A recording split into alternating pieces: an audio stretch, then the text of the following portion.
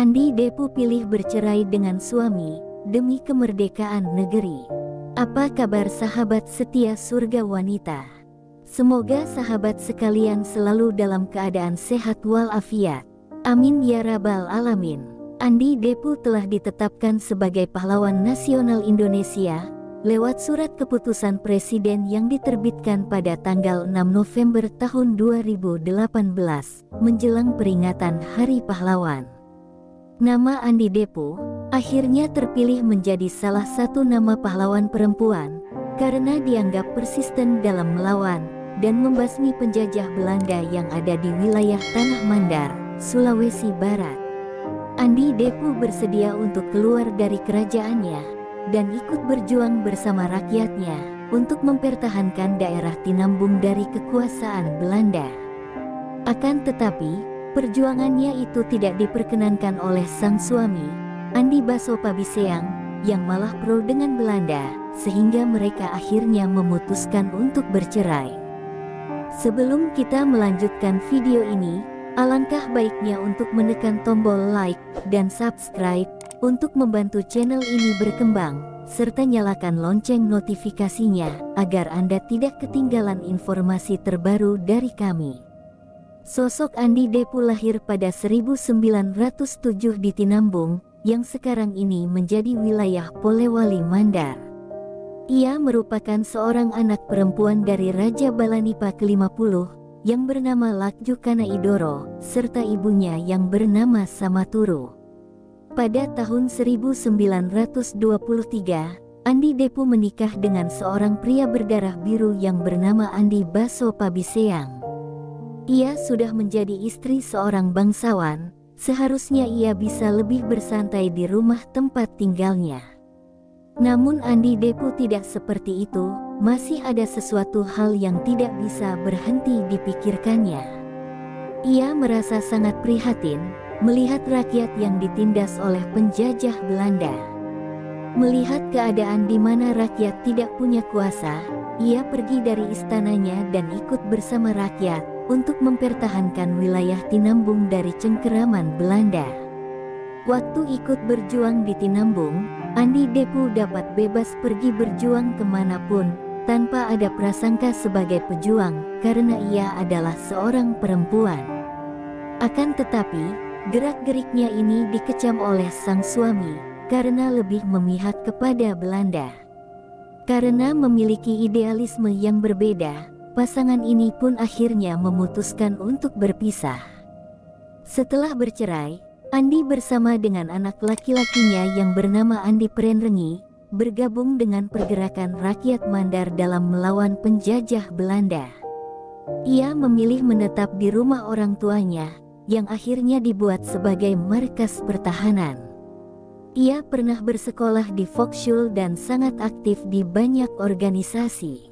Ia juga merupakan pendukung utama organisasi pemuda Jong Islam Yeten Bon, JIP, yang mendirikan cabang di wilayah Mandar pada 1940, sampai menjadi pelopor Fujinkai tentara perempuan Jepang di wilayah Mandar pada tahun 1944. Selain menjadi pelopor di Jong Islam Yeten Bon, ia juga membuat organisasi Kris Muda, atau kepanjangan dari Kebangkitan Rahasia Islam Muda, pada tanggal 21 Agustus tahun 1945, yang berhasil menyebar ke sejumlah wilayah di luar Mandar.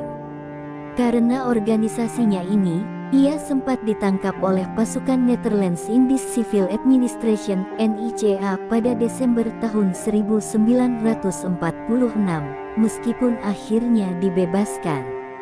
Kiprahnya yang paling terkenal adalah saat Perang Revolusi ia tidak mau menurunkan bendera merah putih yang berkibar di Istana Raja Balanipa di Tinambung pada tanggal 28 Oktober tahun 1945. Pada waktu itu, Andi Depu baru saja selesai melakukan sholat duha. Para penjaga istana yang melihat pasukan Belanda sedang menurunkan bendera merah putih, langsung memberikan info pada Andi Depu. Mendapatkan laporan tersebut, Andi Depu langsung pergi dari tempatnya dan bergegas berlari menuju tiang bendera sambil berteriak Allahu Akbar dan memeluk kuat tiang bendera. Berada di tengah kumpulan tentara Belanda, Andi Depo berteriak dengan keras dalam bahasa Mandar, "Lumbang pai batangmu, muliai pai bakeu, ana lumbango bandera," yang berarti, "Tidak masalah saya gugur, mayatku kalian langkahi, baru bendera ini bisa kau singkirkan." Langkahnya ini membuat para tentara istana, serta warga Tinambung memaksa masuk kepungan Belanda, dan berdiri memagari Andi Depo. Bisa dibilang sangat nekat, karena para tentara istana serta warga sekitar hanya memiliki senjata berupa keris dan tombak waktu mengerumuni prajurit Belanda. Sebelumnya, para tentara istana itu mendapatkan perintah oleh Andi Depo untuk tidak membongkar bendera merah putih itu. Melihat ketahanan dari perjuangan rakyat Mandar yang dipimpin oleh Andi Depo, Belanda pun tidak berani menurunkan bendera tersebut. Belanda yang punya pengaruh sangat hebat di Indonesia bagian timur, akhirnya bisa membuat sebuah negara boneka dengan nama Negara Indonesia Timur, NIT. NIT dibentuk dari sebuah konferensi yang diadakan di Malino serta Denpasar pada tahun 1946. Terbentuknya NIT akhirnya diikuti oleh pembentukan negara-negara bagian yang lainnya, seperti negara Sumatera Timur (NST) dan negara Pasundan.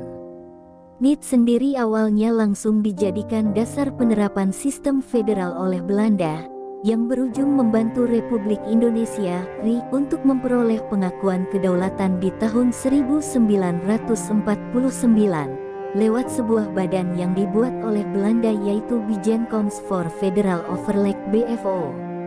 Sudah biasa ditangkap Belanda, Andi Depo serta pemimpin lain dari perjuangan rakyat Mandar akhirnya bebas sebelum penyerahan kedaulatan Indonesia secara menyeluruh pada akhir 1949 dari hasil konferensi meja bundar KMB.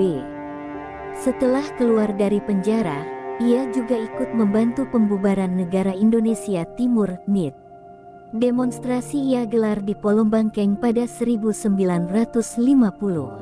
Hal ini mengakibatkan ia ditangkap lagi oleh sisa-sisa orang-orang NIT selama kurang lebih 30 hari.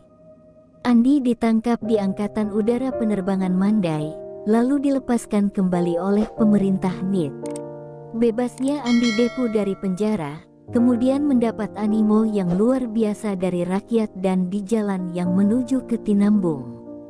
Animo dari warga tak terputus, termasuk beberapa orang yang dulunya tergabung di KNIL juga ikut mengeluh-elukannya. Biarpun dengan kesehatan yang sudah memburuk akibat perlakuan selama di dalam penjara, tidak menghilangkan semangatnya dalam memberikan semangat dalam melawan penjajahan. Setelah berhasil bebas yang kedua kali, ia kembali pergi ke Mandar karena diminta untuk menjadi pemimpin daerah yang dulunya merupakan kerajaan Balanipa dan kemudian berubah menjadi Swapraja. Andi Depo dipilih menjadi ketua Swapraja Balanipa. Amanah ini terus ia pegang sampai tahun 1956, sebelum akhirnya Andi mundur karena masalah kesehatan. Bersama dengan keluarganya, Andi memutuskan untuk pindah dari Tinambung ke Makassar untuk mendapatkan pengobatan karena kesehatan fisiknya yang sudah menurun. Andi Depo mengembuskan nafas terakhir di Rumah Sakit Pelamonia Makassar pada tanggal 18 Juni tahun 1985. Ia dimakamkan di Taman Makam Pahlawan TMP Panaikang, Makassar, Sulawesi Selatan. Untuk mengenang perjuangannya, sebuah monumen yang dibuat seperti sosok perempuan yang sedang memeluk tiang bendera merah putih sambil menunjuk ke depan, dibuat di Kelurahan Tinambung, Kecamatan Tinambung, Polewali Mandar. Sampai jumpa di video terbaru kami berikutnya, dan bantu channel ini untuk terus berkembang dengan menekan tombol like dan subscribe. Terima kasih banyak atas waktunya.